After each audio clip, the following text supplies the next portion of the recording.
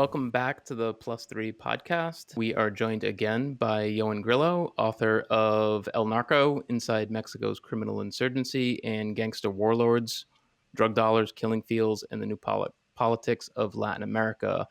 Today, we are going to pick up from our previous episode on his new book, Blood, Gun Money, How America Arms Gangs and Cartels. So, hello, Ioan. Hey, great to be talking again. Yeah, and we are also joined by David Nichols. Hey.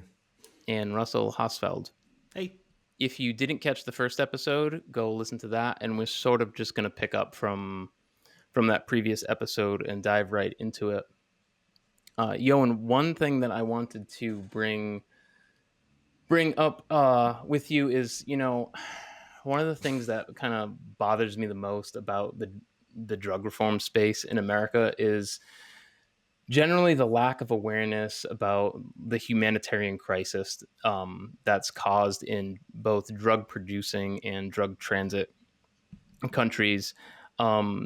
Recently in the United States, there's been a renewed emphasis on drug decrim, especially with the Oregon measures that have passed, both psychedelics and with like a complete decrim. And the conventional wisdom is something like, when we decriminalize drugs, sort of like poof, the problems just sort of go away. The thing that bothers me is that there's there's like a really strong emphasis on the consumer market, the U.S. consumer market there, and it sort of just ignores those transit and producing countries. And I wanted to read a line from El Narco that you write about growing up in Brighton, England. You wrote, "No one gave a moment's thought to the far-off lands that the mind-bending substances came from, or what the drug trade gave or took away from those countries."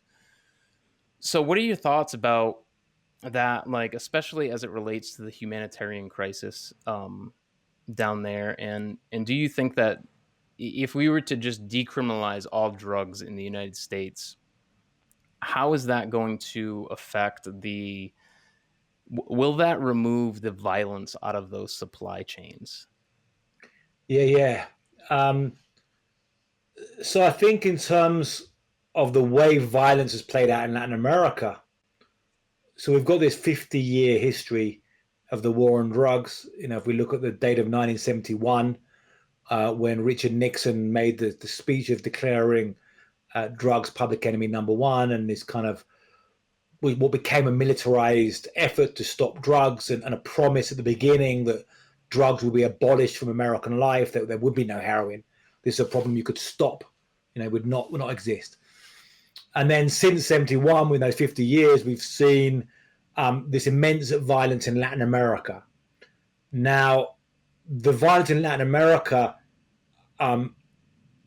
involving cartels and gangs and these wars and responses, it's not, everything's not about drugs. There's other things involved in this, but drugs have been a central part of this story, and drug policy has been a central part of this story. And the fact is, you've created this massive illegal drug market, which has pumped, every year tens of billions of dollars into Latin America, over time trillions of dollars, and then we've seen huge amounts of deaths. And that is money. Now, that money, really the way it plays out in these countries, if you look in Mexico, for example, Mexico is not a poor country. Mexico is a middle-income country with $1 trillion economy. But that drug money goes to specific sectors, goes to certain villages, certain barrios, and really has a big impact and kind of throw things off. And then you create El Narco, and the drug traffickers is a kind of competing power. So it's really connected. This violence in Latin America is really connected to the US drug market, and people, connect in this way. Now, what's the policy to stop it? So the first thing, which we kind of maybe achieved to a large extent now, is to knock down the rhetoric of the war on drugs. But I think now, actually, the drug warriors themselves no longer herald a war on drugs. In some ways, that's used more by us critics to say the war on drugs is bad, to kind of knock it down. But now, even if you look at the, I recently had somebody in the drug czar's office reach out, which shows there's a change in, the drug czar's office. The meaning of the drug czar's office was the wage drug war already, and there's even a change there of like, how do we deal with this? So I think in the rhetoric has changed, and then we're stuck now in this weird place where there's not really a belief. There's no longer a belief among drug warriors that there will be no drugs, but it becomes a question of, well, it would be even worse if we weren't fighting drugs. So we get really to the place which I think the drug policy reformists talked about before, which was damage limitation. You've got to get damage limitation. How do we reduce the amount of damage this is doing, both in terms of the harm to people who are dying of drug overdoses and suffering from drug addiction, and the illegal money pumping out and funding these hybrid wars that have undermined governance and made all of these countries unstable and caused refugees and all of these kind of things over many years. And we realise that it's not a simple thing. We realise, that anybody who gets deep into this, like, it's not simple. You press a button and it all goes away. Now, when you look at so in the United States, and this is happening. It's happening. I mean, we're in a phase of drug policy reform now. Whether we like it or not, we should say we're in a phase where people are redefining how to deal with drugs. I remember in 2012, I mean, for a long time, older journalists than me, older American journalists, including my mentor, a guy I respect very much, but when he talked about drug legalization, would say it's a non-starter. That it's just not going to happen. Drug legalization will never happen. I remember in 2012 being on the Charlie Rose show with a couple of other journalists, and even then, talk about and the other journalists said I was a non-starter. And then that year they legalized recreational marijuana. So when that happened, I thought, whoa! I wrote column, the bubbles burst. That's it. It was kind of in a way, a side story of Obama, winning re-election and stuff, but. That was like kicked off. Now it kind of happened. Now we're 9 years after that, and it's like you feel it's been slower, but then it has that spread. You've now got marijuana legalization more and more, and all these things happening, and then Oregon happening. So Oregon, I think, decriminalizing drug possession is a good thing. I don't think you should put people in prison for possessing small amounts of drugs. I don't think that's a reason to put them in jail. And people argue about that or whatever. They actually, some cops, they'll say, well, we really, it's a chance for us to get them. And the whole logic of drugs is, and I was talking to a Mexican investigator the other day, it's like it's difficult to make cases against criminals a lot of the time. And the whole logic of drugs is you find people with drugs. They're caught red-handed. They got the drugs. You bang them in prison for having drugs. That's part of the logic of why drugs feature in law enforcement in this way. I do agree tried to social constructions of crime, right, and the racism and classism that undergirds that. Sorry, not to trample.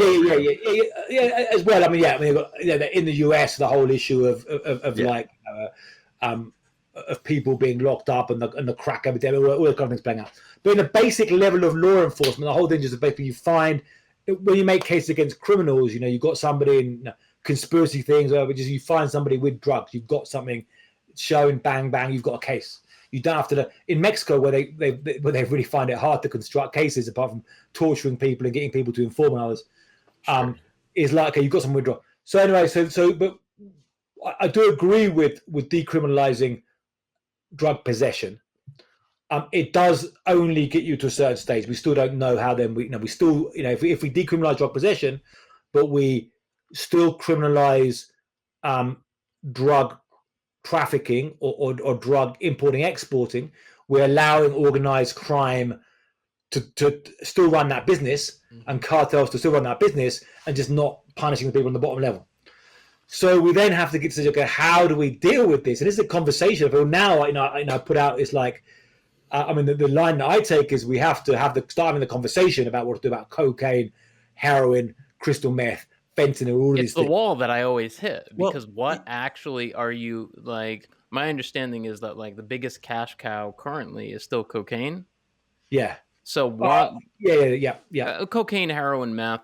Yeah. But say if we just focused on cocaine, like, okay, it's decriminalized in the United States. Then what? Like, Yeah. the money's well, still and going to be flowing into Hilasco, New Generation, or Gulf Cartel, or Sinaloa, or whatever. It's not gonna. well, and even if you go past the transport and the supply, like who's growing, right? Like when you look at the actual, like the farmers, when you look at the plantations, when you look at the control over that, and like, you know, so okay, so you have questions about, say, like Ioan pointed out, like the harm reduction approach. So then you get into questions of, you set up a safe supply or a safe use site, right? And let's say for something like cocaine or heroin, you're talking about a regimen of education and raising awareness about it, plus safe use, safe supply. Well, where's your supply coming from? Who's bringing it in?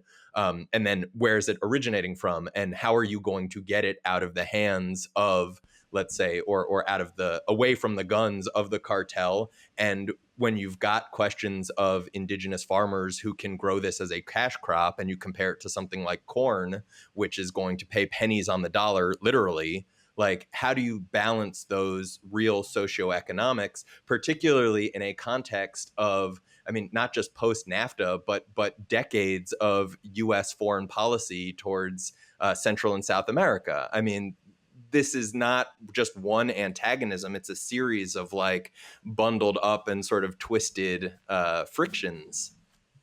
Yeah, so I kind of envision this a bit, this drug policy reform process, as being like a climbing wall. When you've done those climbing walls, Yeah. so you see these like really complicated things above. You don't know how to think. First of all, climb up, then the vision looks different from where you are. Then you see, okay, what's the next step, and climb up. So I see that the first step is right now, which I think we can say that there's enough majority opinion supporting, is to legalize marijuana and to create a fully legalized marijuana market, a federally legalized marijuana market in the United States, a legalized marijuana market in Mexico, Canada, and generally move up to legalizing marijuana. The second thing is to say, okay, no longer imprison people for possession of small amounts of drugs, but also to really ramp up rehab, offering rehab. Because the figures they give out, whatever, the American Medical Association, that 90% of addicts don't get rehab opportunities. Now, if we did those kind of three things, and then we could then see, okay, where are we at on that level now? What are the things? Now, if we go to the discussion about cocaine, and I often ask when I give talks of the book, like who is in favor of legalizing marijuana. In the US now, you're going to often, the talks that I give, you're going to find 80% of people in favor or more. Who's in favor of legalizing cocaine? You get a few people who have put their hands up. And the answer is I don't know. Cocaine's an interesting one. Like, so if you look at heroin, I don't think we should legalize sale of heroin. I think it should probably more likely be offering addicts or dependent users methadone and these kind of things. I think practically, if you were to say we're going to have a shop which sells heroin, then very quickly, because people die of heroin so easily, someone's going to die, you're going to sue the shop. I don't know how a legal heroin business would survive in a country. I don't know what you guys think about, or what your I thoughts agree are. with you, and I think it's an unpopular thing to say that I agree with you on that within the drug reform community. I mean, heroin's sort of already legal, pharmaceutical companies. I do think that we need to like unbelievably ramp up harm reduction services around heroin, social services that get people to stop using it, and sort of collapse demand. This is the thing that a lot of, I think, drug reform people don't want to acknowledge, is the unbelievable demand that exists in the United States for cocaine and heroin and meth and all of these things. As far as cocaine, do you have any thoughts on Well, hang on. Before we jump into cocaine, just Sure. as far as the legalizing heroin, I guess two things that I'd throw out there. One, I do have questions about like what, say, safer use or safer consumption sites could look like. The questions of like what sort of engagement, sort of social work services alongside that. Why are people using? What's motivating that? And along those lines, I mean, to point out something that I seeing the shift in however many decades of the drug war, where you point out, Ioan, away from sort of drug cartels to crime cartels, right? Where they're involved in wildcat mining, they're siphoning petrochemicals out of pipelines, they're engaged in human trafficking and protection rackets and all of that, right? Like these are issues, gun running.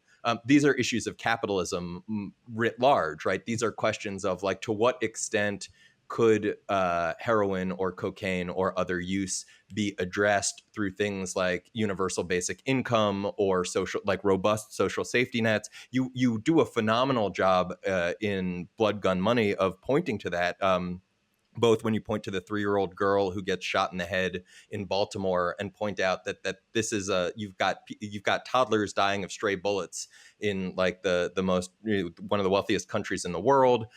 You've got somebody else who's functioning as a straw buyer, buying all of these weapons in order to pay for his dialysis. Why the fuck does somebody have to sell guns, run it, function as a straw buyer in order to pay for basic medical services? So to what extent could we potentially alleviate so-called deaths of despair or some potentially harmful use through a broader social safety nets? And then look, if somebody is educated and aware of the ways that they want to use opiates, I mean, I don't know. I have questions. It's not my drug of choice. And also, I do wonder if there is some way that tension can be navigated more readily, perhaps. Yeah, I think with the opiates, the complicated thing of opiates, and it really is. I mean, the discussion, I guess, needs to center on opiates in a big way. Is then you've had all of these people getting addicted through being prescribed Totally drugs. So then you've got, in a sense, you have had a legalized element of you have had legalized opioids and people prescribing them and getting them hooked. So you've also had the logic of capitalism making money of this and unregulated or badly regulated capitalism in that sense. Get it and then I guess if you get into these libertarian arguments about how much the government should back off, but then how much you're allowing people to sell addictive products without so what you're doing with drugs that are highly addictive and highly lethal products, which are drugs and guns. Tobacco, alcohol too. Yeah, tobacco, alcohol. Yeah, very interesting thing. So with opioids is a different thing from. It is not used socially in the same way as marijuana or alcohol. And it's very much, I think, the opioid crisis, although there was a big opioid crisis in China, the Brits, that we were bringing opium to them and fought the opium wars to keep on Which selling. is a super fascinating story, by the way, of how that moved from... I was just reading the beginning of El Narco and how that moves from China to... with the Chinese in Sinaloa. That is real fascinating. That brings to Sinaloa, and then that gives birth to the Mexican drug trade. So it's a difficult discussion on opioids. I've lived with heroin addicts in the UK, and so I had friends who are heroin users and addicts. I haven't seen much. There's that professor who comes out, some professor recently who's kind of advocating recreational use. Hart. Yeah, but I haven't seen him in detail. His discussion. I don't think for the vast majority of people, it's really a case of most people want to use the same. It's nothing like marijuana or alcohol in prohibition. A lot of people, the whole mentality, I think people using opioids illegally, using heroin illegally, they're not themselves kind of campaigning, I want the right to use it. A lot of people are suffering. So it's a tricky one.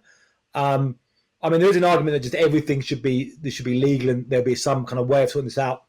I'm not sure of the answers. I mean, we'll have to look at we do need to discuss this, but maybe some more focused very hard on rehab programs, on giving people alternatives. Cocaine is different because cocaine is a sociable party drug. You've also got addiction, and particularly with crack addiction. Crack's partly a cheaper version of it because then it came out because of the idea of cocaine being more expensive and crack being cheaper. That cocaine's a funny one because the market price of cocaine is so inflated because of its illegality. Yep. And the glamour of cocaine is so created around its illegality. And the whole thing about you bring out a line of cocaine at a party and you can say to a woman or a guy, come and let's do a line of cocaine. It's sexy. You couldn't do that often with coming in and just have a quick swig of it's sexy because of the illegal and the whole thing about it. Oh, so what would a legal cocaine, if you just did buy it from the pharmacy or from a cocaine, it's hard to imagine. I mean, maybe cocaine could be legalized. Maybe that could be in that case if people knew the purity. The overdoses of cocaine are not that common. It's nothing like opioids. I don't know. I mean, what do you think about cocaine? Are you in favor or is that? I guess my only problem with cocaine is the profits that are going into destabilizing, the profits that are going into cartels and destabilizing Mexico, Latin America. That's really what my problem is with it. I don't know why someone would do something if they knew that what they're consuming has so much fucking blood on it.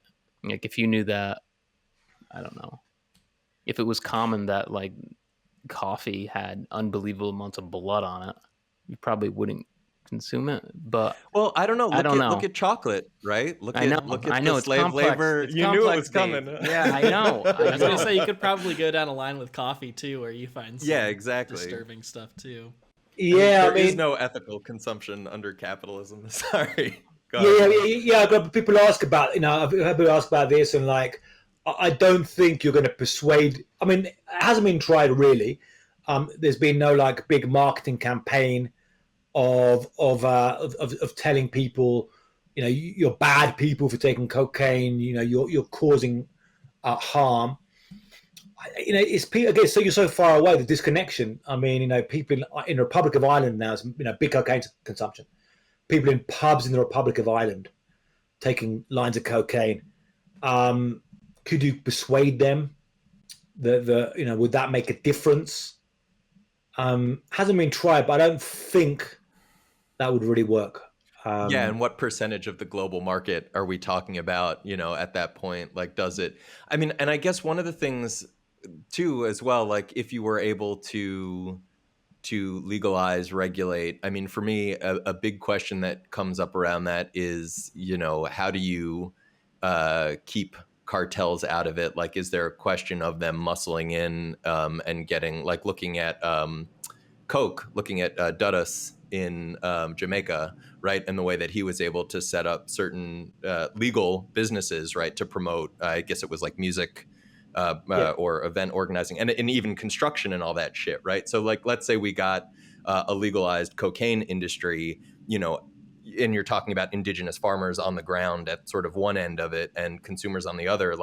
How do you still prevent those profits from funneling into these crime cartels and being used still to finance their armaments or other antisocial, incredibly violent, destructive behaviors on all of these other fronts? It seems again that we're left with the question of, if we look at some of the cartel recruiting, we're talking about how do you effectively, disincentivize alienated youth who are getting picked up on the streets and offered effectively social safety nets by groups that say we can provide better for you than the state can, or than your sort of social networks or whatever. I mean, these seem to be, and I wouldn't expect us to come up with solutions here and now, because these seem to be some of the larger problems facing humanity as a whole, sort of across the world. I also just want to point out that as we're sort of dancing around questions of drugs and violence and all of that, I know I will be upset, and I suspect that Russ and Normie will too, if we don't touch on Gun-anomics. And I hate to like just throw this in here awkwardly. I just want to throw out, I'm going to give you a slight editorial critique, if I may, because I was reading through the book and I kept coming across the rules of Gun-anomics. And I sent Normie a message and I was like, when we have the podcast, before that, I'm going to sit down and go through all of the incidences of where you he actually mentions said Gun-anomics. I'm gonna press Control F and bring up all the instances of Gun-anomics, so we can put together a list, because he's got all these great points and there's no list. And then I finish the book, I get to whatever the last page, and I turn the page, and there's the 10 laws or the 10 rules of Gun-anomics. And so I thought we could maybe do just like a quick rundown. Of some of that was I'd love to just quickly kick back a little just on the point you made about the legalized cocaine or gangsters. And people use this argument about marijuana, where if you create legalized marijuana, the gangsters are still into it. I mean, the thing is, I mean, you do get criminals, organized crime, running legitimate businesses and having crossovers and so forth. The point is, I think, is that what drives the violence is the crazy profits, particularly of cocaine, but also crystal meth and heroin and so forth. The insane price rises because of the illegality. So the fact you produce, from $80 worth of leaves that the campesinos in Colombia are doing is worth $200,000 on the streets of New York. Even more, cut up for the crap. And so the insane profits means that everyone wants to get into it, which then means you can make the violent. We have, and because it's illegal, it won't be regulated by markets. So you have violence used to can control that business. So the idea is if it was, they could still put their money, but they could also put their money into a tequila company now. But they have to play by the rules of the market and by kind of in a legal capitalist structure. But onto Gun-anomics, and that's a little bit inspired by the 10 crack commandments of Biggie Smalls. Those. Well, and what you were just talking about kind of gets to the first rule you've got on the Gun-anomics list, which is that a gun on the black market goes for about 2 to 6 times the price as it would in like a regulated shop. Kind of like what you were just saying about the illegal drugs, like you've got to mark up strictly because it's a black market. Yeah, and a big variation. I mean, the most expensive AK-47s I've seen. I mean, sometimes you see them, we double the price. Sometimes the most expensive scene were in Michoacan in 2014 when I profiled a lot in my second book, Gangster Warlords, this big battle between militias and the cartel there, and everybody wanted AK-47s, and the prices, they were like $5,000. I mean, even more, but generally the prices vary from those because the illegality. So that's what's the prices will go up and the profits can be made. Although it's still, again, if you look at those profits compared to cost of manufacture and so forth, compared to drugs, still very much lower. Totally. Compared to drugs, which can be like 100 times. I mean, really, what's a gram of cocaine worth in terms of plant and chemicals? And then how much could a gram of cocaine sell for? In some places. For sure. And then second, you have when it's a ghost gun with no serial number, it increases the value of the weapon. So we didn't really talk about ghost guns. You actually take issue with somewhat take issue with the term of ghost guns. Is that, or somebody you were talking to? The ATF agent. The term the ghost guns. He said unserialized self-manufactured firearm or something. Or self-manufactured unserialized firearm, like SMUF. I said, look, ghost guns have got the alliteration, ghost guns. Yeah. So, among discussion of ghost guns, and I think there's confusion in the discussion, and I think it's been bad reporting which added to this confusion, of the issue between guns made up of kits bought off the internet and 3D printed guns. So first, on the issue of guns bought off kits, it's a big deal. It's growing as an issue. And in Los Angeles, they're finding a lot of guns where regular criminals now are ghost guns, self-manufactured, unserialized firearms. And they'll move these around to Mexico and so forth. And it's something, it's people can make their choices about this. But if they want to try and stop guns going to criminals, they have to look at the issue of unserialized and buying parts. 3D printed guns, you had the issue of the Liberator, this gun made, and that seems very much to me like that vice capitalism model. You create a lot of hype around a product and then you boost yourself in the market and so forth. I mean, the Liberator was a piece of shit, functionally it was non-functional. Yeah, it didn't work. But the guy got famous and it was picked up very much in the media. And then he was selling ghost guns, which are basically these ones which are, unserialized, which everyone else was selling, but his name was out there. And he was creating other stuff, and then he was wined and dined and became a celebrity until he got done with, maybe, as his supporters might say, a honey trap. He got done for sexual relations with an underage prostitute, and kind of got knocked out as a public figure. So a point I wanted to bring up, because I appreciated your treatment of 3D printed guns in the book.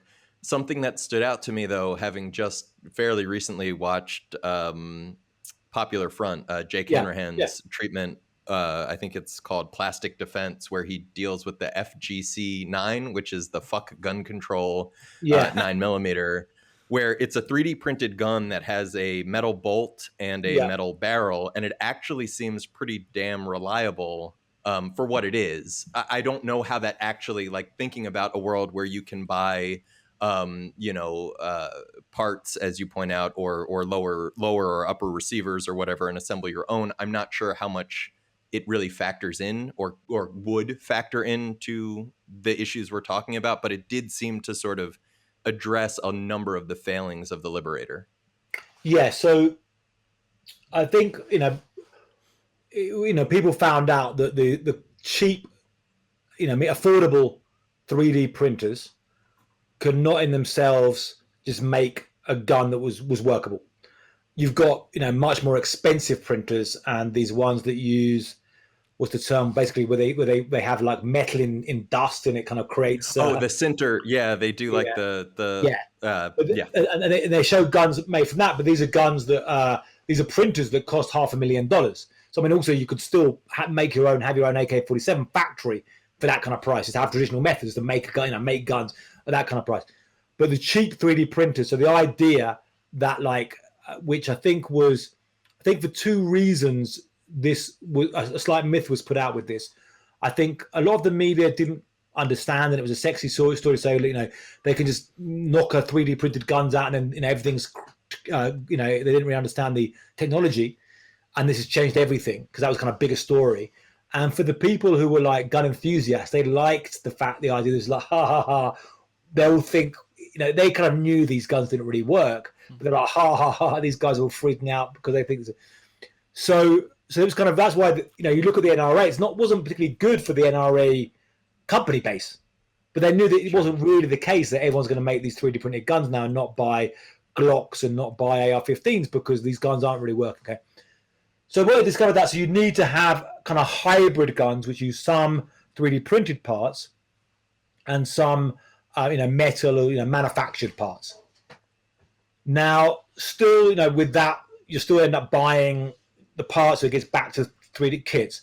But from what I understand with the fuck gun control, and I saw Jake's video on that, some of the parts, like I say, are not that complicated to get, so you can get stuff. Now, I have to really check, and I like Jake very much. I respect his stuff. I like him. I like his style as well. It's not to see totally a British, a down to earth British journalist, without a doubt.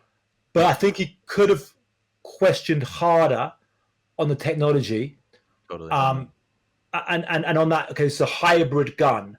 Is it really a case? Because you've got that guy who's got this gun. How are you actually making this gun? Is it really the case that somebody's going to be able to make that in their bedroom with a cheap 3D printer and go out to a hardware store and buy a couple of things?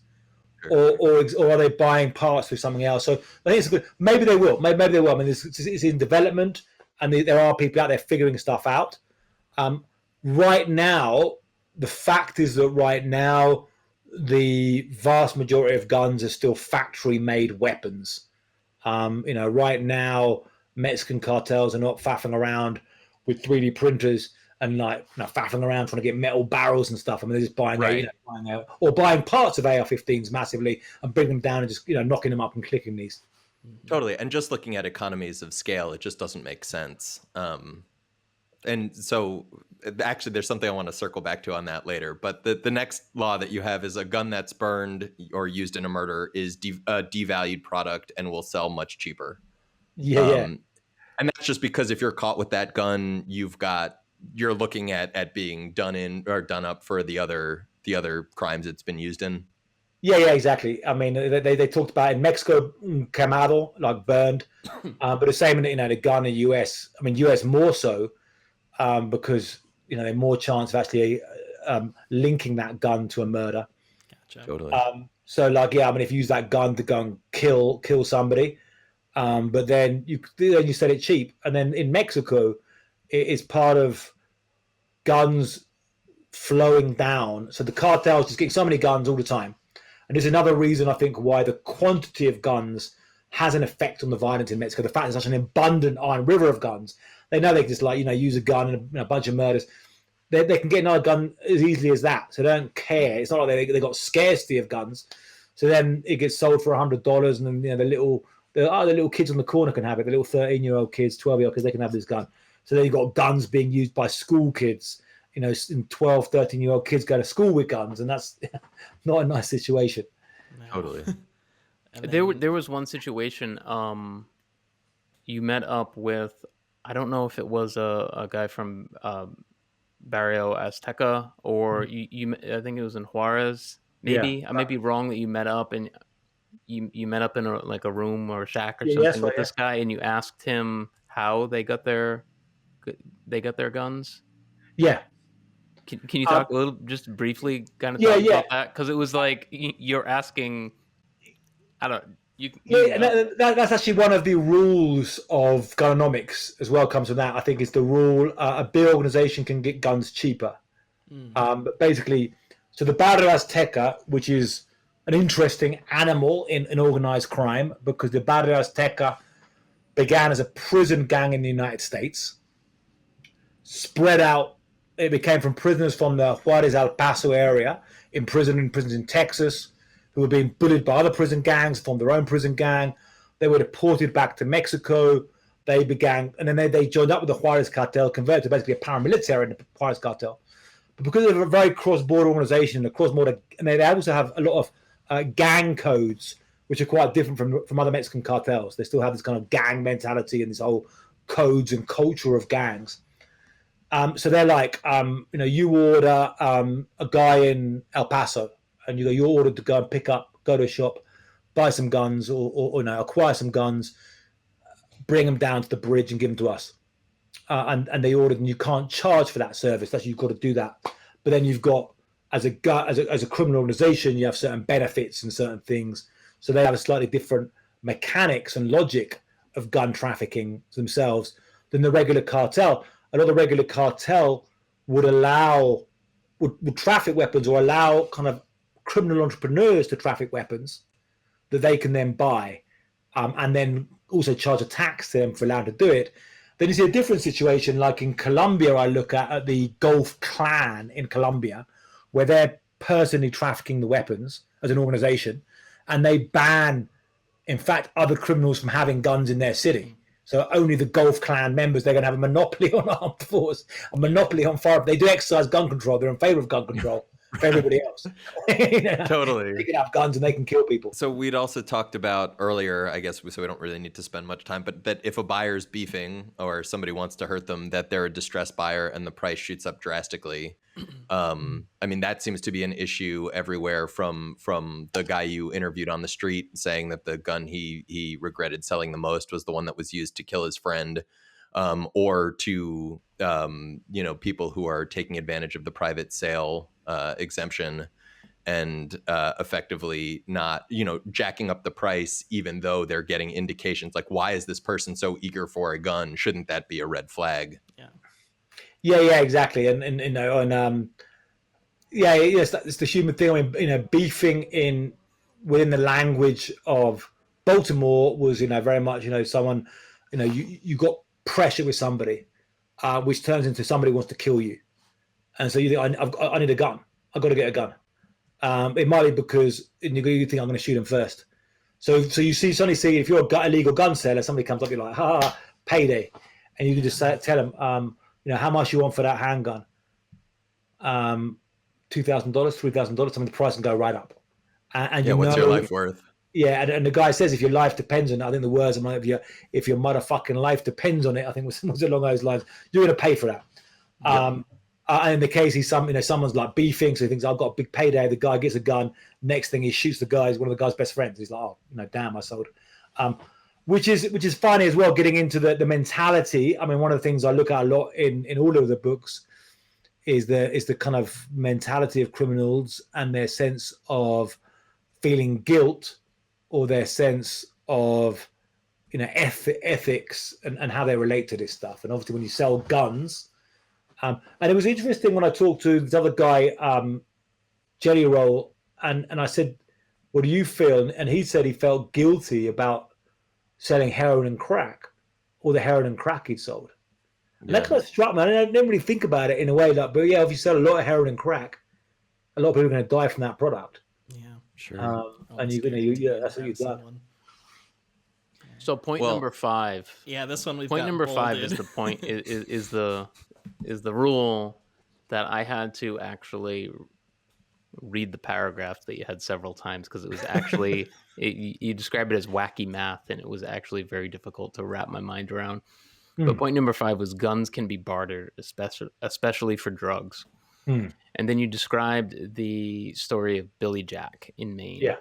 Billy Jack in Maine and his relationship with people, addicts in Maine who stole guns, and then I believe it was Dominican gangs in Lawrence, Massachusetts who wanted guns. So can you kind of explain that situation? Because that one was it was wacky, totally wacky math. Yeah, and hi to Billy Jack if he's watching this stuff. He's an interesting guy. We're still in communication. I sent him a copy of the book, and he read it. He's having a hard time. He was out and homes with his family and stuff.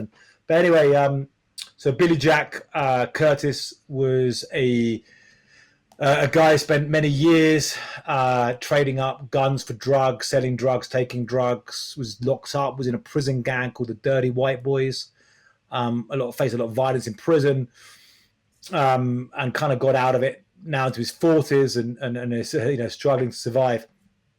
But both drugs and guns with the black market, like drugs we discussed before. I think it's one of the central things about the way the cocaine trade particularly has worked, but also with heroin, the way it's moved around, is that the money increases rapidly. that line along the trade. So even within the United States, you might have somebody, for example, who's closer to the source in the United States. Now they might be buying cocaine at the equivalent of, say, $20 a gram, and down the road it's selling to somebody to them it's worth $40 a gram. So it's a bit like, for me, I'm buying the cocaine for $20. You normally buy it for $40. So for me, it's worth $20. For you, it's worth $40. So when I exchange it with you in a barter, I'm exchanging a price that I think is $20, but you think is $40 to you. The same is true when you're getting a gun. If you're living out in a small town in Maine, and a gun there is only worth to the guy there, like maybe some guns only worth $200 in that small town where everybody's got guns. But if you get that gun into New York, where people are hungry for guns and they can't get one so easily, that gun could be worth $1,000. So again, it's like a thing that to use worth $200. So both people, when they meet together, these guns and these drugs, you got suddenly somebody selling what he thinks is $20 worth of cocaine, to him's worth $40, for a gun that he thinks is worth $200, for them is worth $500. And that's why you get these weird exchanges. So this guy, so the way you're trading up, in the case of Billy Jack, go to this small town, find some junkie, get the gun from them, but rather than paying them cash, you're paying them a wrap of heroin. Take that gun, go up to the gangsters, the Dominican gangsters, back in the city, with that gun, and then exchange it for some more heroin, but then it's worth a lot more. So suddenly, in a couple of trades, you're taking a wrap of heroin, then you've got 4 wraps of heroin. So suddenly you're like doing this way of just trading up. So it's a weird way of doing business. Now, the people are making a lot of money. This guy's also buying bullets in Walmarts. We could buy Walmarts and selling them for $1 a bullet. He said he's like, selling these big bags. The guy, but then the guy would be making money, but he's also then taking a bunch of this drugs and pumping them into his arm. And, you're stacking cash and, you never save it. So but you see this at many stages. You see the Mexican cartels will traffic guns to Colombia, exchange them for kilos of cocaine, then take it back up again. So you see these drugs and guns interacting all the time. Yeah, and when you described, that the next rule number 6 is guns and bullets can be used as currency. When you described that scene, I think it was with Billy Jack when he shows up and offers, the gun that he'd been planning on selling, and they ask him what he's still got in the trunk, and he mentions it's bullets. And suddenly, they let him know that that's good currency too. And suddenly it's like everything ratchets up a notch. Yeah, totally. And you see this kind of guns as currency in like Yemen and people looking at conflicts. The guns, in these war ravaged countries, it's got a price of AKs. What's the standard price of AKs and all this kind of, and there's something going to continue. I think how much an AK worth? Some of you can opinion. The McDonald's, look at price of cocaine around the world, price of AKs around the world. Yeah, it's all of this black market economics. For sure. And then I guess the point that you'd made earlier as far as the Barrio Azteca folks was that a big criminal organization can utilize its manpower to acquire guns more cheaply than buying from gun runners. Yeah. So, again, the Gulf Clan, the Barrio Azteca examples of this, the Gulf Clan had its own people that go up and they're not all the chains, but they've got a lot of the chain covered. So they're moving guns around themselves. And like you have, like criminal organizations, with these things, a lot of the time, a lot of organized crime is done through subcontracting and little people doing business together, really. A lot of it's chains of business. But sometimes you have big organizations deliberately, doing these things directly and reducing their costs, reducing the overhead there. Well, then we touched on this briefly kind of earlier, talking about American foreign policy in Central and South America, but having a cause that a government agency wants to sponsor is a way to get cheap or free guns. Yep, and that gets into some of the politics of guns as well. Going back, still around now. When you have the United States or the Soviet Union in the Cold War giving guns to certain factions, so people acquire guns because we're a group. Obviously the Mujahideen was a classic case fighting the Soviets, where to get guns, and a lot of those guns are still circulating around. All of the grenades, particularly given to El Salvador back in the Cold War, back in the 1980s. And then now you've got those grenades being thrown in the Mexican crime war now.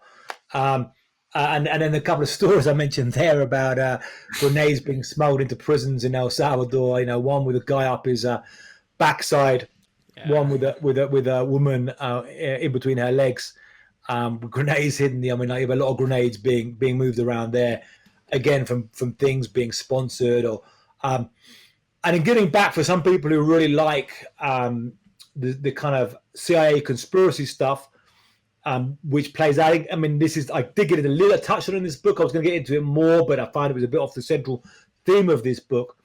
But also you had the whole issue of drug traffickers working with the CIA back in the 1980s and moving guns, which then went through Honduras to Nicaragua and fighting that war there, which is probably a whole different book in itself to get into the whole that. I don't want to get down that tangent because I do want to get your thoughts on I think the last Narco, but we're not going to get into that now. Yeah. Because it's real fascinating. Watch the documentary if you haven't watched it. I think it's on Amazon, but we're not going to get into it now.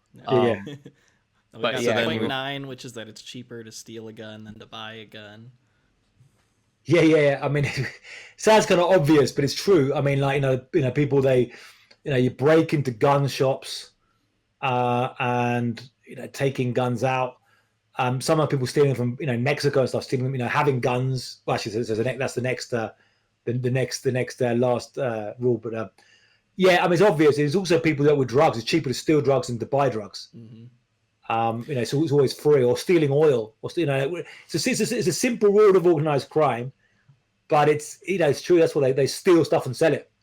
Well, and in the case, yeah. And in the case of the gun shops, it highlights another sort of issue of enforcement, right? Where there generally aren't significant penalties when these gun shops are leaving cases unlocked or in experiencing serial burglaries or whatnot. No penalties. I mean, no federal law. I mean, there's a federal law on how you can keep money. There's a federal law on how you can keep pharmacies. There's no federal law, and again, it gets back to the whole, the gun, the NRA, to put the pressure on. And so, you've got a bunch of guns, and there's videos of this, people, jumping through, breaking into a store, packing into bags in 20 seconds, opening the door. Now, people can still claim insurance money on those guns.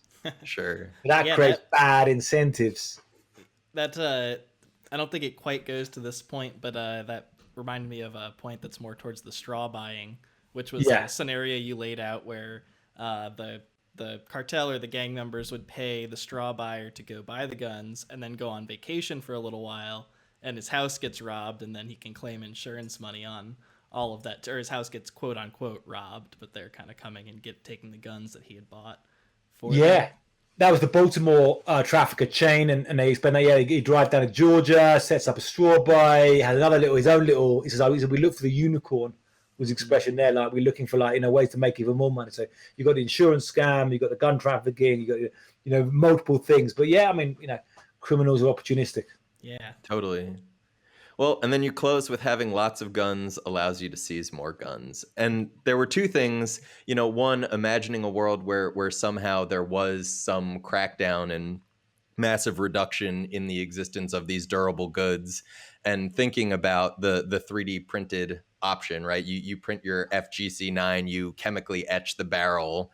You then use that to hold up your local, you've got enough, looking at like a cartel, right? You've got enough manpower, you print enough of those things over a couple weeks, you take the local garrison hostage and then liberate their, factory produced guns, and suddenly you've got that spilling out. Or thinking of an actual real world example, there's a great documentary called Coconut Revolution dealing with the Bougainville uprising, and I think they start from two effectively wooden carved guns that they look like guns, but they actually functioned like crossbows. They used those to get their hands on a couple military grade, I think it was machine guns, and then they built out their arsenal from there and effectively fought off, I think it was Rio Tinto or some other mining company, staging effective resistance. So, I mean, it's a rule that actually, has been demonstrated as effective in the wild. Yeah, I mean, if that's the case, when you see revolutions or insurgencies and insurrections, the first thing they do is they go out and storm a police station with some guns, seize all their guns, and then get a bunch. But one of the videos that struck me was in Puebla, in Mexico, and they got a bunch of these cartel guys, and they hold down a bunch of cops. And this is on CCTV, and he's like, "Take all your guns." So we got guns, we get more guns, and that's one of the weird things about guns, which are products, but they're tools, and tools of violence and intimidation. So yeah, it's coming. One of the things about guns, and the more you think about it, is that's why part of the reason why the debate is so passionate is that, and you think about what other products in the modern world is such a in the United States, so much passion about firearms, because it's a tool that can take a life with a tiny bit of thing, and it's quite a simple tool in a way. It's not super complicated like a computer. Totally. People can get into and understand the mechanics of this thing, but also this tool can and it can kill your own. You can shoot yourself with it. So now you can flash out life, or you can say you've lost people from guns, or you feel your life's on the edge and you need to defend yourself with a gun. Really inspires these passions about them. So totally. I wanna talk about victims, because we haven't touched on that yet. And I think that kind of I don't want to forget about that because like these things are actually killing people. They're maiming people. They are causing like heinous injuries on people. You talked about the Vegas shooting. There's one woman who you talked about how the bullet went in. It shattered her ribs. It like ricocheted all around her body. You talk about numerous places. The exit wounds are the size of like baseballs. And the one story about this young girl, this 14-year-old girl, Kateri Ramos, I think that's how you say her name, who was paralyzed in like a botched shooting that happened. She was from Honduras. What you write about her is horrible. She's in a wheelchair now. She can't go to school because the school it's not accessible to wheelchairs, and she kind of just sits around all day with she has a friend, and I you know yeah, I just want to put like some attention on the victims of these crimes. This isn't just like something that exists in a vacuum here, and also it's people who are killed, but there's tons of people who are injured from this or paralyzed or whatnot. So yeah, can you talk about? And actually, the other thing is that I wanted to bring up that there's a lot of gun rights activists who always bring up the knife thing, and knives. So if we don't have guns, we're gonna have knives. And I think you talk about that. Knives oftentimes they don't there's no like stray. There's no stray knives. There's not just bullets flying around and injuring people. So yeah, can you just talk about that a little bit? Yeah, sure thing. So, I mean, all of the books and all of the work are trying to focus on victims, humanity of victims of this violence and this drug trade, and it's get lost, I think, and to miss out that feeling of really people suffering. Not superficial people's feelings being hurt, but people really suffering brutal hurt on their lives. And you see this massively. I mean, this is really what stands out covering this the last 20 years is people who have suffered and are hurt. And people whose the faces of mothers whose sons have been disappeared by guys with guns and taken away, and they find them in a mass grave later. And to try and get that across, the case of and I get sometimes I kind of block out feelings to this a bit, and sometimes they suddenly come back, and you see in the case of Kateri Ramos really struck me in Honduras, in San Pedro Sula, Honduras, in a neighborhood called La Planeta, where they call it there, in a slum neighborhood in San Pedro Sula. And it really struck me. She was very beautiful girl, 14 years old, who had this a bullet when she was 12 went through the front of her, just above her waist, went out through her spinal cord, left her in a wheelchair. So I talked to her when she was 14, and the interview was very much she was not articulate, but responding like, did it hurt? No, it didn't hurt. I just fell down. What do you do? No, I don't go to school. I just watch TV all day. It was this thought of just like losing her life. The kind of idea, I think, of her life is lost, and she's sitting there in it's just sitting there in a very poor neighborhood. It's going to be hard at the best of times, just sitting there watching TV. Doesn't have a happy ending, the story. Actually, when the book came out, and I sent a photograph of this down to my friend in Honduras, Orlean. He said she passed away recently, and then I talked by phone to her mother. He went, or my friend Orlean went to the neighborhood, and I talked by phone to her mother. And yeah, she passed away probably from complications linked to her wound when she was 17, so 5 years afterwards. But the fact you're sitting in a wheelchair with paralyzed, so then you're just stuck in a wheelchair, which then creates pressure and like blood issues and this kind of thing. So yeah, I mean, absolute tragedies, and it's just full of these tragedies. The knives issue, yeah, I mean, it doesn't play out. I listened to the other day, and I think he actually, because I think your Rogan episode was in 2019. I think, correct, yes. And right after you went on, he had Dan Crenshaw on, and Dan Crenshaw goes on and actually actually tries to make an argument about blunt objects and knives actually causing more deaths than assault rifles, which I believe, according to like the FBI, UCR, maybe that actually might be the case in America, that there's more deaths than with like blunt objects, hammers, knives, than there are rifles. But then I'm reading your book, and like the amount of murders that take place from assault rifles, they're completely missing the point on like how the weapons are actually, maybe that's not how they're used here, but that's like how they're being used in the real world. You can't just pretend that like south of the border doesn't exist. Well, if you're a Republican, you can, unless it just was, it was just such outrageous argument to me, and I sat there just like, what the fuck? Yeah, I mean, look. So I try and give the gun rights people, Second Amendment people, fair hearing on this, and I'm not coming from this in a really anti-gun perspective. Just like in terms of the factual stuff, they argue that knives are the same as guns, just does not play out. And I mean, if you're saying that comparing assault rifles to knives, you're forgetting that there's like all these firearms deaths from handguns. I mean, most of the guns, the fact is, I mean, again, this comes down to law enforcement, because in the US, if you're in Baltimore, you can't walk down the street with an AK-47 as easily. They want guns they can hide them on tires. When they're dealing on the corner, they pull it out. So whereas in loads of parts of Mexico, they can walk around with AK-47s, and they're not going to stop you. So this comes back to the state house in like Michigan or something, can't you? Yeah. Well, that's like people can walk in, who are legally, but like criminals, people who are selling drugs on a corner, they can't stand. Like in the favela in Brazil, they're selling drugs on the tables, and the guys sitting there with long guns. In Baltimore, they've got the open air drug markets, which again a pretty mind blowing. I used to live right in downtown Baltimore, and you could walk a couple streets from me, and it was all going on right there. Yeah, and they've got guns, they've got handguns stashed, but they're not going to be able to stand there with an AK-47 guarding the thing.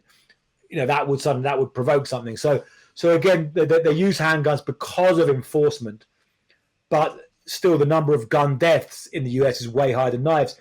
But also you compare a couple of things. I mean, like in in London they talk about knives, and Donald Trump had the thing, they're killing, stab, when the hospital's like a war zone, and there's a lot of knife crime in London. It's totally true. But if you compare London homicides per capita to Baltimore, it was like 33 times higher. I think London was maybe 4 in 100,000, and London was 4 in 100,000, and Baltimore was something like 50 in 100,000 or something like that. Even less. Sorry, London's less than 2, like 1.7. Oh wow, a bad year.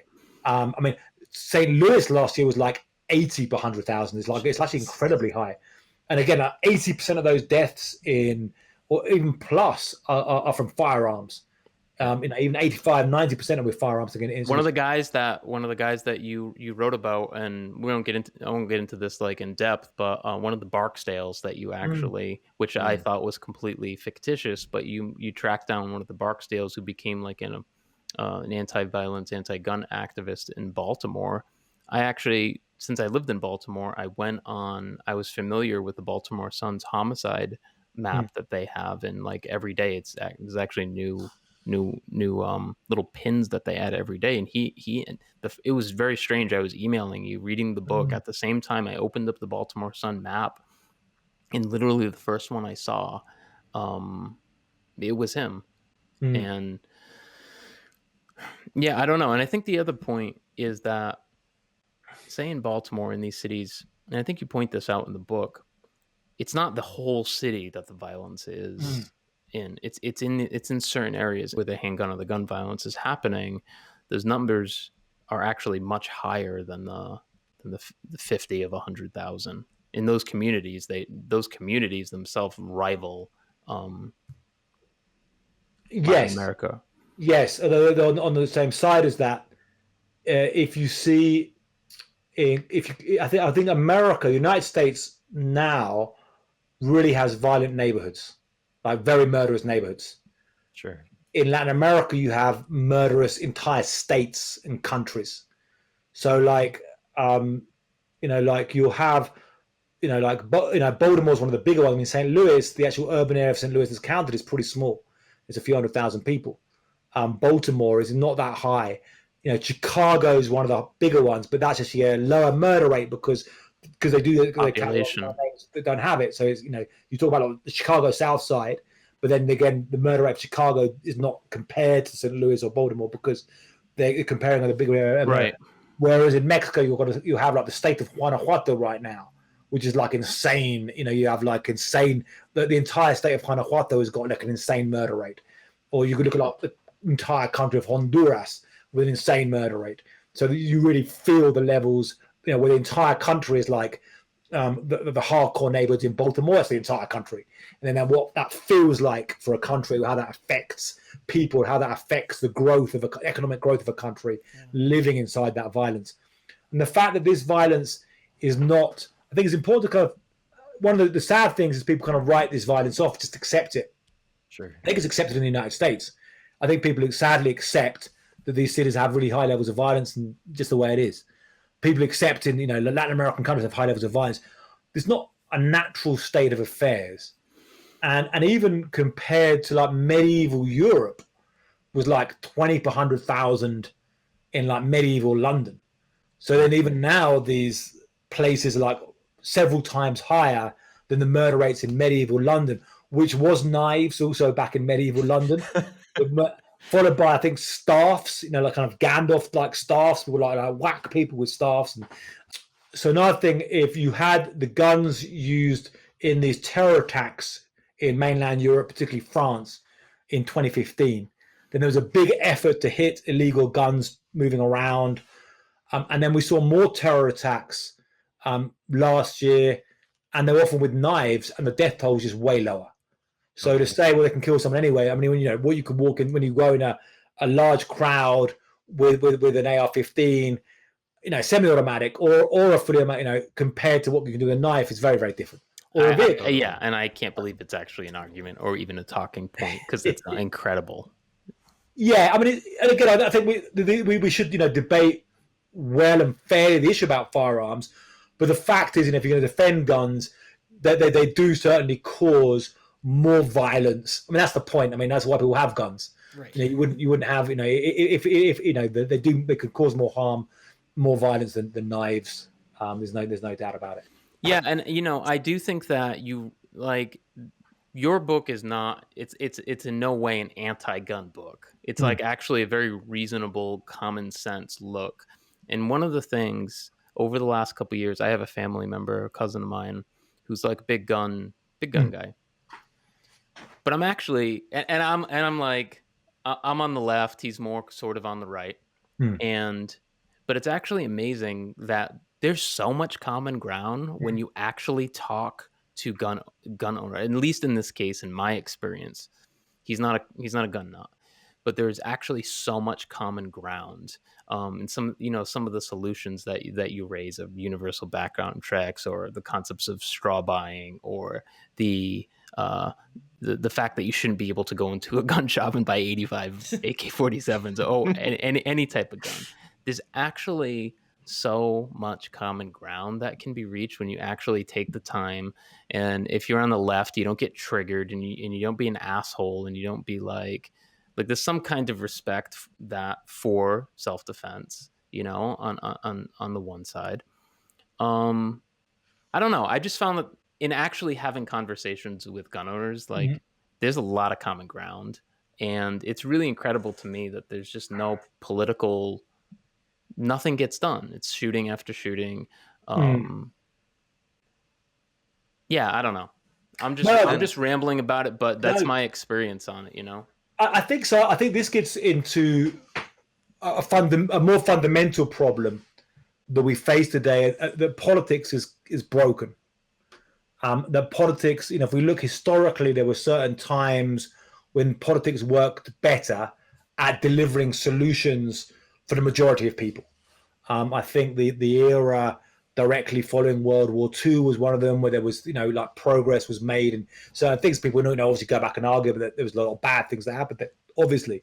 But in terms of things of actually politicians and politics be able to deliver things that actually help people, and I think with with the guns issue, so you had the NRA having this kind of using the single issue and being able to block this and create this whole political wedge. So for a long time, you could say that the kind of extreme end of the gun argument defined a debate and stopped anything happening. We still have, I mean, now with the Biden administration, the Trump, there's still no universal background checks. Right. It's like you could pass that today. It's got like supported surveys of 89% of Americans and like 81% of conservatives. Well, we have the fucking stupid thing called the filibuster here, where we're not able to get shit done at this point. Well, and there's also the broader question that you paint really well in the book about state capture, about regulatory capture, about the degree to which, looking at the NRA and other groups historically, and then the question of like how that, not just with guns, I think across the board, like inhibits, whatever you want to call it, effective governance. But yeah, as far as like popular support, I mean, looking too at like healthcare and some of the other social safety nets we've talked about, like you have broad support from the populace, but the actual people in positions of power, who the legislators who could make those decisions or calls ultimately don't, whether that's because there's money going into pockets or other sort of special interest dynamics at play. Yeah, absolutely. And so one side we could definitely fault the right and the extreme, but also I would also fault the left, elements of the left right now, which have abandoned ideas of pragmatic solutions to anything. Sure. Basically, of kind of focus more on things like posturing. I mean, the other thing is like on the drug war. I mean, I'm actually surprised, and perhaps I kind of misread this. I had an op-ed in the New York Times late last year saying like it's going to be 50 years of the drug war. Time to kind of change, and the fact that I thought with the whole issue of police killings which are tied up to this, and a lot of people a lot of the activists don't seem focused on, when you guys know much more about this in the drug policy space, but they're not focused on these kind of practical things that can happen now. I'm not even sure what exactly policies they're focused on. Some is more in like simply the idea of outrage and condemnation and kind of posturing. I don't know what your thoughts are on that, but I think that's also like, because there's a lot of, say, common solutions, or what you were talking about, Brian, about we can find common ground. And I say that even when I throw out, to the AR-15 owners of America, and I say, what do you actually think about universal background checks? Could you live with that? What do you actually think about the idea of, saying if a guy has got mental health issues, worth having a background check? And then it's like, well, I could live with that. So the idea of some people are just simply now in a kind of us against them conflict, and these guys are the enemy, and we've got to kind of fight a war. But I don't know what you think about all those. The solution to me has just been to like acknowledge their right to have a gun for self-defense, and that as actually, if I acknowledge that, and I don't just like be an anti-gun person, it sort of disarms them in a sense, and then we can actually talk on things. However, at the same time, I think there's fucking gun nuts out there too, though. Yeah. That's really, there's no argument. You start talking about anything, and it's we're gonna be subjects and not citizens, or right. Well, and the question of bad faith actors or conversation partners, let's say, right? Like the notion of, for example, to your point, Ioan, like looking at, say, the Black Panthers and the notion of survival programs, the notion of life raft programs, the notion of like, school breakfast programs are not going to achieve liberation, but in this moment, this means that this many more people go through the day, fed. Start off the day having a meal. The notion of, or same with like neighborhood medical services, things like that. Looking at that, some of that, to appropriate a little bit of that and look at it even in a legislative context, the notion that passing some sort of minimal legislation or looking at other projects. So in the case of like the drug issues, right, the notion of advancing certain legislature or on the ground harm reduction projects that advance sort of beachheads against some of these ongoing issues, recognizing that those aren't totalizing, recognizing that those aren't actually ends in and of themselves, but working towards that larger project. I think there are real problems with people tearing things down, but I think there's also an issue of actually effectively assessing sort of tactics and strategy. Like, why are you doing the things that you're doing? What ends do you hope to achieve? Versus like, oh, well, if people see us doing these things, that will allow us to accrue clout or capital towards, you know, ourselves. And careerism is something that we've run up against frequently within psychedelia, within like, you know, you see people are less interested in asking the critical questions because they're concerned that if they ask those questions, that will inhibit their access to the people that they think can advance their career. When, as you pointed out earlier, like when you need to have a discussion on messy issues to actually get to the heart of some of this stuff, and people need to actually pick one side of the fence or the other, you know, and then sort of go from there and figure out who they can build some of the actual projects with.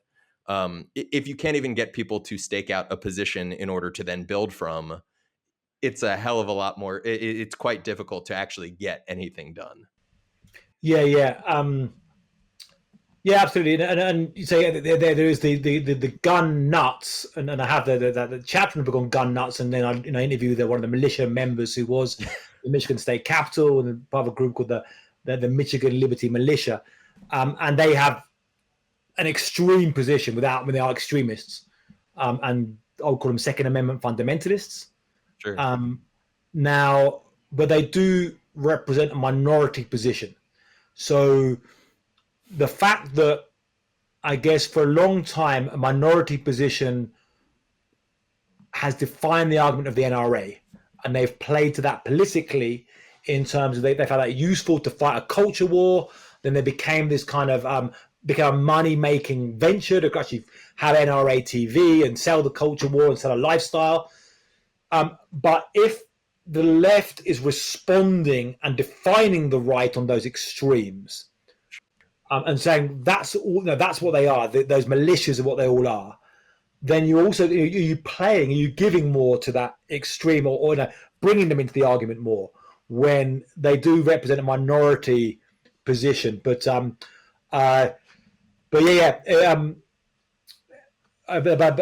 can make that penultimate point, if you want to make a last thing, I have to roll off to something. Yeah, I was gonna say, I know you had to run. I don't know if somebody else has something. I have something totally random that, as a drug nerd, I felt like I would kick myself for not bringing up. In both Gangster Warlords and Blood Gun Money, you discuss black cocaine.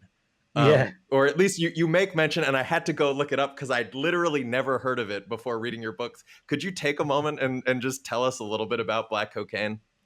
I mean, I should look it up more. Okay. You might want to, I was here. I mean, I've seen black cocaine. I saw it, and I mentioned it because I saw it in the Narco Museum. I'm not totally sure the process, but I heard recently as well about a process that they're doing in Sinaloa. There's actually a market as well. They take cocaine in Sinaloa, where they do actually wash cocaine and flavor cocaine. So now they've got a whole bunch of flavored cocaine that the guys in Sinaloa are into, which they don't export much to the United States. Does that just give you like a tasty drip down your throat kind of thing? Yeah. They put it all like weird, like, no, this flavor. You tell me about any of the last one to make a last point, or you tell me about what did you learn about black cocaine? The bit that I'd learned about black cocaine was that it was to try to, I guess, make it less recognizable for smuggling purposes. I'd read that there was something where it would be disguised as like toner ink, like for printers. The other thing was there was some process where they would make it, and I hope I'm not misremembering, but it was something like they would make it look like rubber parts. And the kind of thing that could basically be pressed into something where I guess you'd imagine that it was a component part of something else. But to wrap it on something that you actually do know about, and a point that I think goes to Normie's comments about victims earlier, your meditation on the who has access to the Narco Museum and like the question of glorifying gun violence as we try to like talk about and address the problems. And yeah, I guess just that sense of like how long from a tragedy or how long from ongoing systemic problems to actually present that sort of that view of the things that factor into it. Yeah. So I mean, I'm on the advisory council of this wonderful museum in Las Vegas, the Museum of Organized Crime and Law Enforcement, which is known as the Mob Museum, which is very interesting on the history of U.S. organized crime, and it has the walls from the St. Valentine's Day Massacre. I'd really recommend anyone, if you're in Vegas, check it out. I love Vegas. I love cards as well. But anyway, and it really struck me the kind of way that the United States can enjoy the mafia stories, which are kind of largely history. There still are mafia killings, but kind of largely history. And this relationship with this U.S. Narco Museum, which is quite an extraordinary museum in Mexico of all these items seized from drug traffickers. But and this kind of issue, I guess, of the glamorizing of narco violence. Now, it gets into a complicated thing. I'm not against people enjoying watching narcos and narco films. People have throughout history told stories of violent conflicts. So I'm not against that in itself. There are some things that when there was this show called Cartel Crew out of Miami, which basically had family members of kind of cartel related people, mostly very minor people. I remember that. Yeah. And there was one. They had the son of one of the sons of Griselda Blanca, I think, is one of the biggest people there. And then they had Emma Coronel, the wife of El Chapo, as a guest appearance. And it's like, well, that's a bit sick. It's a reality show. Mm-hmm. Some people were sitting around in bikinis and swimming costumes and stuff. So like, there's certain things you think, well, it's a bit much here. We're pushing this a bit far. But it's a crazy world. I mean, I'd love to see solutions to this as well. I guess one gets weary with this. I always, tell myself I'm looking for solutions. 10 years ago when my book El Narco came out, and I was like, saying to people, when I talk to you in 10 years' time, I hope there's less death. It's 10 years later and there isn't. This is going to burn out sometime. And we've got to keep looking and what you guys are doing and talking about the drug issues and trying to find real solutions. It's important. It's stuff to discuss. It's frustrating, I think, with politics being broken, and how can we really try and change things in constructive ways? How can the energy people have for wanting change and social justice and so forth really translate to positive transformations in the world, and not? I think a lot of this energy is not going to real positive changes, is going in different directions. But we can hope, and we can keep on writing and talking and looking for solutions. Sure. Totally. Yeah. Thank and you those so solutions, much. Yeah. And those solutions, I mean, for me, you can't possibly have solutions without even having the information. And, and if you want information on any of the stuff, check out Ioan's books, El Narco, Gangster Warlords, and Blood Gun Money. They are fantastic. And Ioan, really appreciate you being here. Thanks so much. It's been really great. Yeah, it's been a pleasure talking to you guys. Hopefully we'll do it in person sometime. And when I'm next in the US, I haven't been to the US since before the pandemic. When I'm next in the US, interview areas, I'll give you a shout. And it'd be great to hang out. And absolutely. And any last plugs? I mean, you can check out. I've got a weird name, so I'm easy to find. Ioan Grillo, IOAN GRILLO. Check me out on Google. You can see the books on Amazon or wherever you buy your books. My website is www.ioangrillo.com. You can find my contacts there if you want to give me a shout. You can find me on Twitter easily enough, and a couple of YouTube videos myself. So keep up in the conversation. All right. Awesome. Thanks so much. It's been great. Thanks, Ioan. Take care, man.